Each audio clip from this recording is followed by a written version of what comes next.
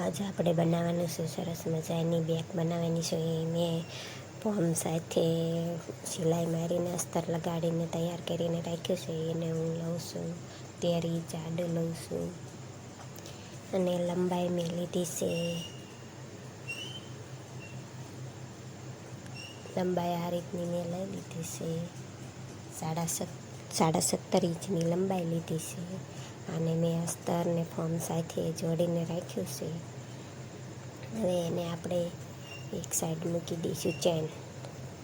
આ રીતની એક સાઈડ ચેન મૂકી દેવાની છે. જે સરસ મજાનું બેગ જલ્દી તૈયાર થઈ જાય એ બેગ બનાવું છું. આ એક ચેન મેં મૂકી દીધી છે આ સાઈડ.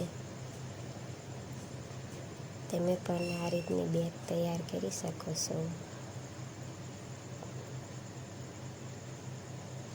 હવે એને એક શેડો આપણે બોરીયું પહેલાં કાઢી લઈશું ને એક ચેનનો એક ભાગ આપણે ઓલા શેડે ઊંધો મૂકી દેવાનો હશે. આ રીતનો ઊંધો મૂકી દઈશું અને એને પણ સિલાઈ લગાવીને ફોર્મ સાથે જોડી દેવાની. અને સિલાઈ એકદમ ધારે મારી દીધી. ધારે આપણે સિલાઈ મારીને બે બાજુ એક શેડે ચેન મૂકી દઈશું.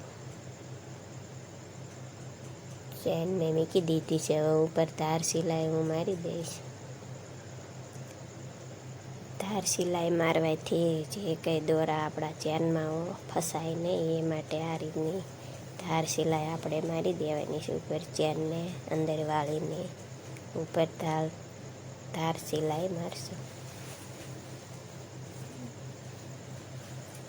ધાર સિલાઈ આપણી લાગી ગઈ છે.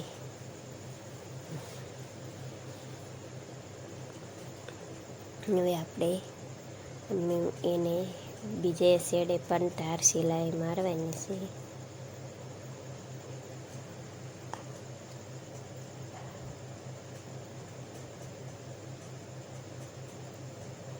આ રીતની ધાર સિલાઈ મેં બે શેડે લગાવી દીધી છે થોડી થોડી.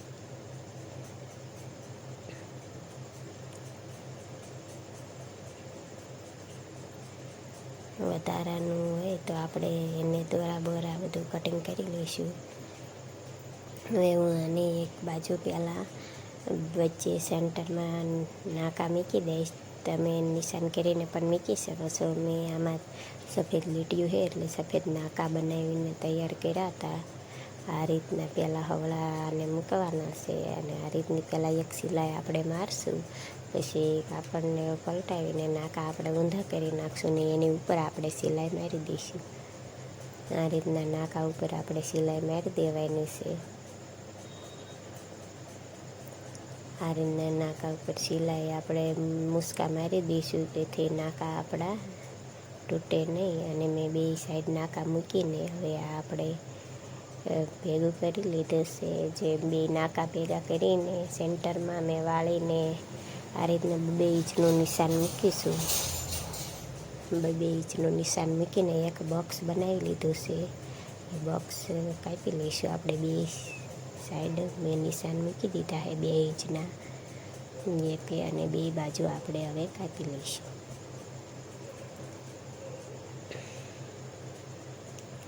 આ રીતના મેં બે સાઈડ કાપી નાખ્યું છે.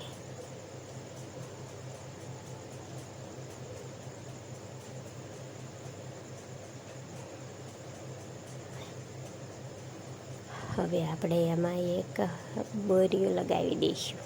આ રીતનું બોરીયું હું સડાવી દઉં છું. હવે એને આપણે ઉઠલાવી લઈશું.